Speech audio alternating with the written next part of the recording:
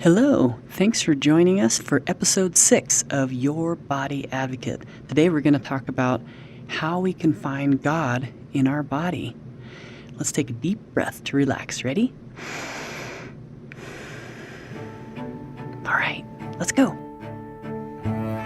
You're listening to Your Body Advocate, telling your body's side of the story. The podcast dedicated to supporting and improving your body-mind connection so you can live a pain-free, passion-filled life, dissolving one body tension at a time. Discover the healing properties of your own body language, and together let's explore ways to support and improve essential self-talk. Now, here's your host, Master of Encouragement and Body-Mind Life Coach, Ruth Cummings. Hi, thanks for joining episode 6. Today we're going to talk about can we or how can we both find God in our body? I actually get this question quite a bit in my massage office, and I just think it's fascinating. It's one of those things like if you cut open our body, can we find the spirit? And it's really a philosophical question, right? But I get this question quite a bit, especially when people are doubting things in their lives. If they're sad, if they are doubting their purpose or doubting their faith, doubting whether the relationship they're in or the job they're in is really where they should be. And so there's these deep questions that start showing up for people. And one of the questions I get is, where do I find God? Where do I feel God or the Holy Spirit or whatever their religion is? Like, where do they find that feeling, that higher power in their body? And I find this fascinating, and I have some possible ideas for you about how to think about this further. As you start exploring whether you can feel God in your body and where you can, how you can, might ask some questions to help. One of them would be, why are you asking? Has something changed in your life? Has something happened? The next question would be, have you felt God, the higher power, the Holy Spirit in your body before? And another question would be, what expectations do you have, whether you have or haven't, in the past? What expectations do you have that you feel like you're missing now? By starting with these questions, you can really help yourself try to figure out what you're asking and why, and try to find some solutions that might satisfy you. Let's look at each of these a little closer to see if we can find some insights for you. So the first question we can explore, whether you can find God in your body or how to find God in your body, is what has changed in your life? Why are you asking? So it might be really obvious if there was a death in your family, or you're going through a divorce, you don't like your job. If there's something really obvious like that, then you can really put those two together and notice that you are asking because something has really shifted for you. When things shift in our life really, really intensely, that's like we're not grounded as we once were, or we start to question our lives in many ways. Our body really feels that. Sometimes it's in low back pain. Sometimes you can't digest food as well. And just because you can't digest what's happening right now, it's the same concept where your body slows down with those types of feelings. And of course, it's obvious when you have one of your family members pass away, or you're going through a big change in your life, then we start to question that, and our body also starts to question. It starts to shift in different ways. Really interesting, because the sacrum actually changes position. It can actually move down, sideways, up, according to something that's happened in our lives, and I think that's really fascinating. So when something changes, what we're looking for is grounding, and look for the podcast dedicated to grounding very soon, because we can give you some insights on how to help yourself ground your body, and then so you can ground your thoughts and ground your spirit and try to put everything together. I think that we are already connected to the higher power, to God, to the universe, when we come into the world, and it's very natural. It doesn't feel off because we already feel connected. And then as we grow and as things happen to us, traumas happen, illness happens, injuries happens, other things like that, then we sometimes lose that connection with the higher power, with God, and that's when we start questioning things more. And I get it in my office as a massage therapist because people feel it, they feel it go away, but they don't understand why, and maybe didn't really understand what they were feeling in the first place. If someone is not brought up in a religious home or has prayer and talking to God on a normal basis, then it's really something that they struggle with, and they try to find the answers. And sometimes people start going to church because of this, or they, buy a Bible, or they go to see a rabbi, different whatever culture they're living in, they start to seek that out. And that's why that happens, is because their grounding is missing, something's missing, and that connection with a higher power, which once was there, is now missing. And so they're looking for that. So we can look for it in our body and really create this type of grounding so you can answer these questions about, is God in my body? How do I feel God in my body? Those questions, by grounding your life, grounding your spirit, just grounding your daily life in general. And so there's some great ideas on that podcast. But maybe you haven't had a big shift in your life. So if that's happening, then I would offer you to actually look at something that has shifted for you. Are you maybe able to look at your life and heal your life in a different manner? And sometimes our life gets worse because we have the strength to make it better. And we have the support structure, we have the job we want, we have the things that we want, and so our spirit and our body says to you, hey, we're ready to start healing deeper, really, really healing, looking at some things that we were afraid to look at before. And so one of the things that I think would help is if we looked for and strengthened our relationship with the higher power. And so that conversation starts in the body, and finally the mind is kind of behind the conversation and is brought in later, and then it starts being brought out to the world, to people like me, massage therapists or other people that you might be seeing for help. So I would take this as a wonderful opportunity and a great stepping stone where your body's saying, hey, we feel good. Let's heal. Let's take this time to really look at ourselves. And I would really take that as a very positive thing, and not to be scared of it, not to be worried about it, but to just grab the bulls by the horn and try to be as vulnerable with yourself as possible. Try to be as honest with yourself. If you're seeing a counselor or a doctor or a massage therapist or whomever, be as honest as you can and try to dig deep, because the deeper you dig and the quicker you do that, the quicker you're going to heal. Another point this brings up for me, and I think it's podcast number 7, is where you want to build your best team of people to help you heal. So your doctors, massage therapists, personal trainers, therapists, different people around your environment that really help you. And if you don't know who those people are, that's a perfect podcast for you, podcast number 7, because I'll give you some ideas of how to build your perfect healing team. Number 2 would be, have you felt God before in your body, or the higher spirit, or your connection with the universe? And this is sometimes harder because you recognize that you did at one point. If you feel like it's missing, then it usually shows you that you have felt it in the past. And sometimes you're aware of that and sometimes you're not. And when this type of person comes in and they're looking for their relationship with God, their faith, and they're questioning that, but nothing big has happened in their lives, and they're just searching for that and they're feeling really sad about it, then this is a little bit more challenging, but it's not impossible. You just have to be courageous to look at your sadness and see if it's connected to anything else, and if God is actually working through you to see your pain in a different manner. And I can see that these types of searches for God in the body are very, very deep.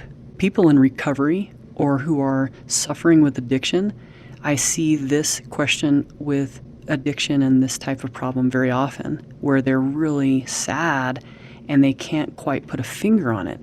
And they're looking for God, and they know they've lost that connection. They feel like they've lost that connection, and they can't put their finger on it. So I have some ideas about where to look and how to help this so that you can calm that sadness down and you can start to heal that in a very powerful way. But first, I want to look at number 3, which is, what is your expectation about how to feel God in your body? Where is God in your body?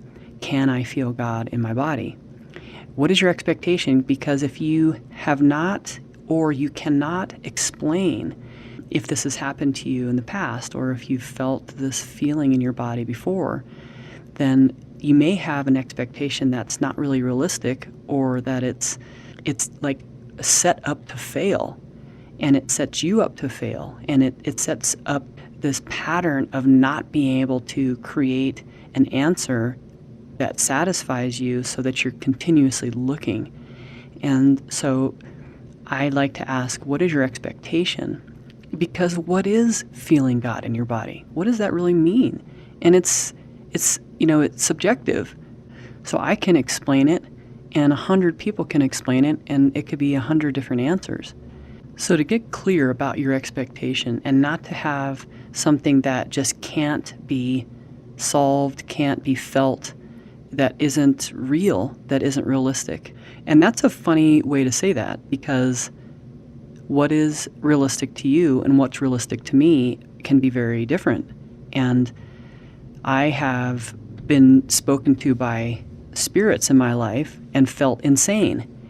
And I have seen ghosts, and I have seen things move in the world where I thought I was insane. So are you looking for something to come to you like, light coming at you, or there's different ways that possibly will not work for you or won't happen.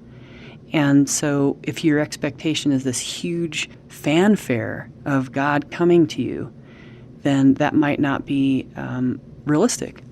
So for me, I have a buzz in my body. Like I can feel it from sometimes the middle of my body, middle of my chest, sometimes the heart, sometimes lower, and I can feel it buzzing like a warm vibration all the way to the tips of my fingers.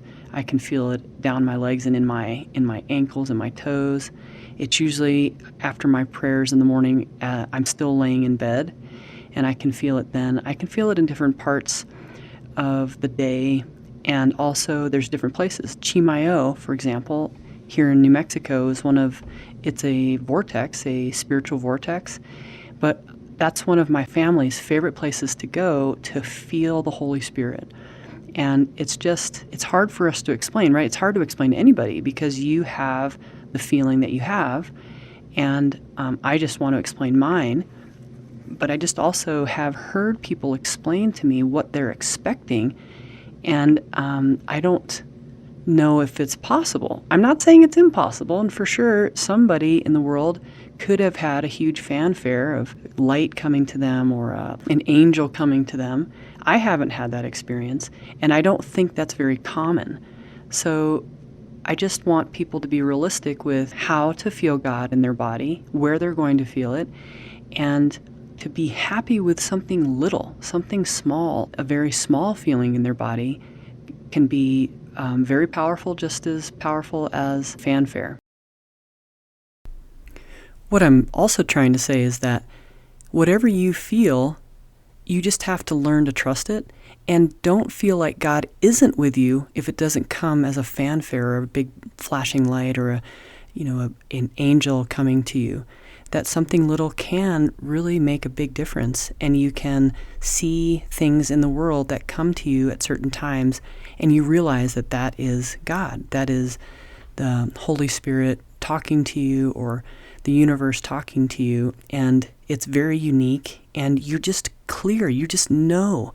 And that knowing is what I really want to try to help you understand and really get back to, trusting your own intuition about those types of things that might happen in your life. So the next question I get a lot is where will people feel God in their body? They ask me, where should I look? Where should I, scan and wait for something to show up. And I feel like it's really, truly unique and different for everybody.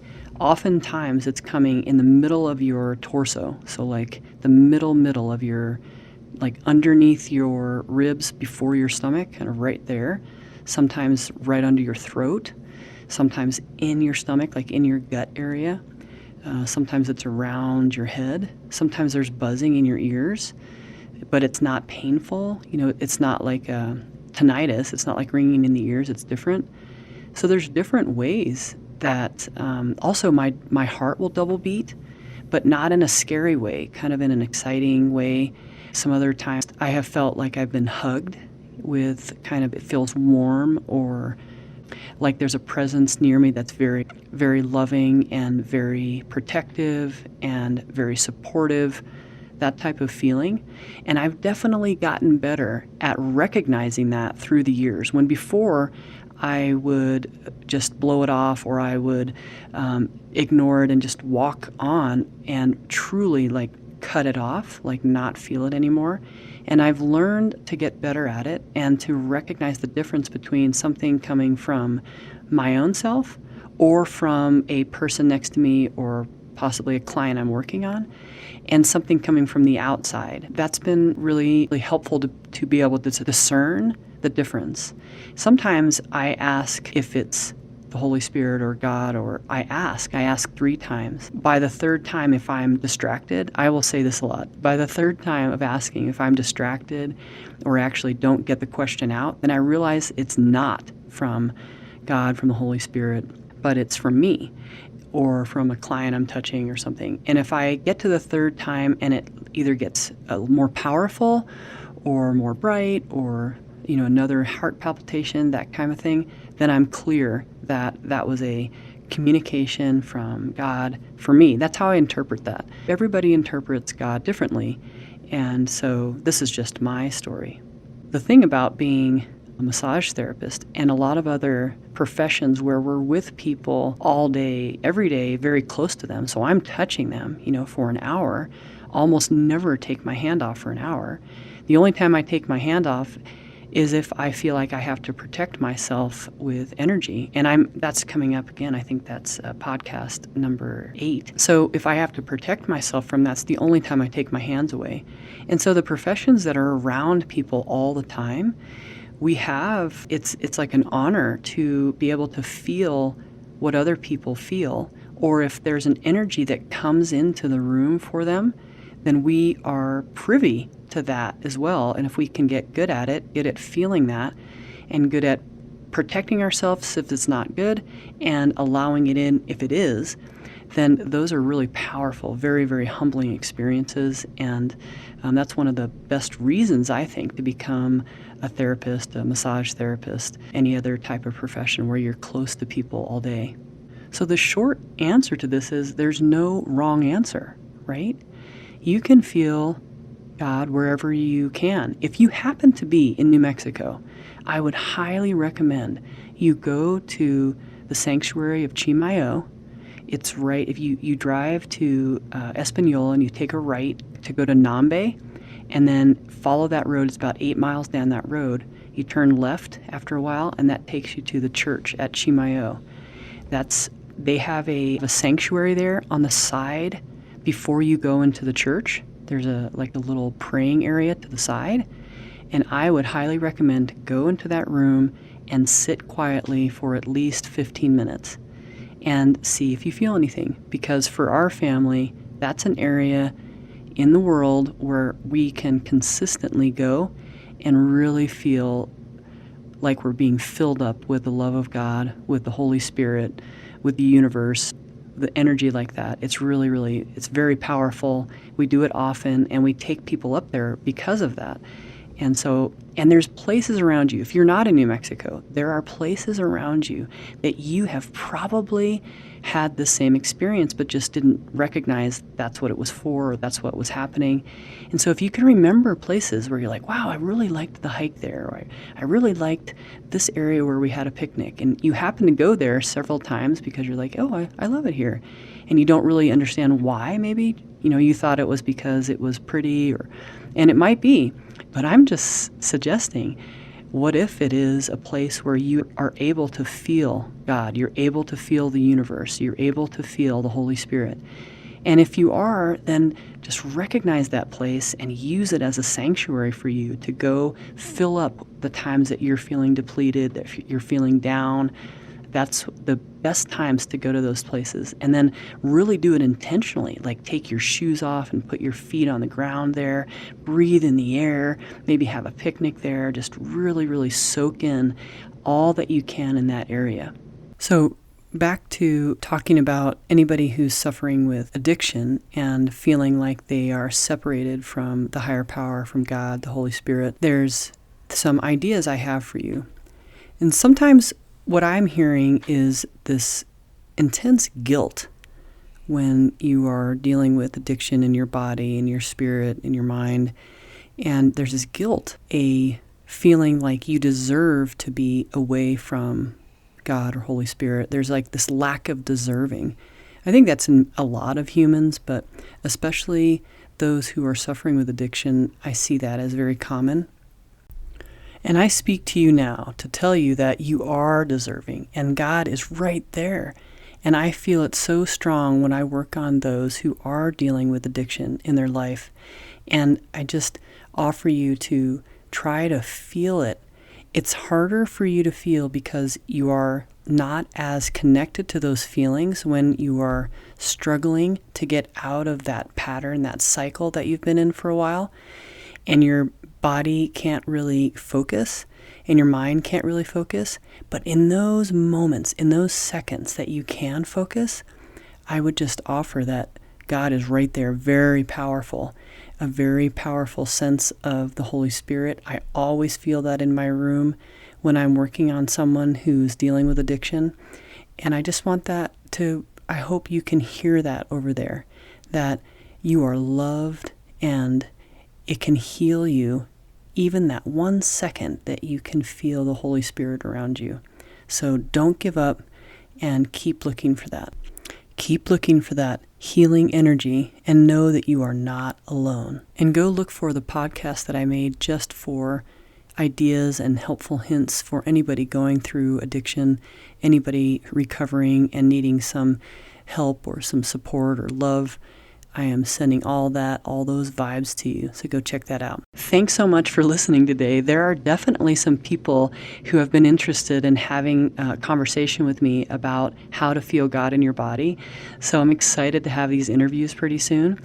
And if you have any questions or that you'd like me to talk about, please just let me know. You can email me at ruthcummings.com and I'd be happy to go over your questions, or if you want to send me an email, that'd be fine too. You guys, I hope you have a wonderful day, and I will see you next week, same time, for our next podcast. Thanks so much.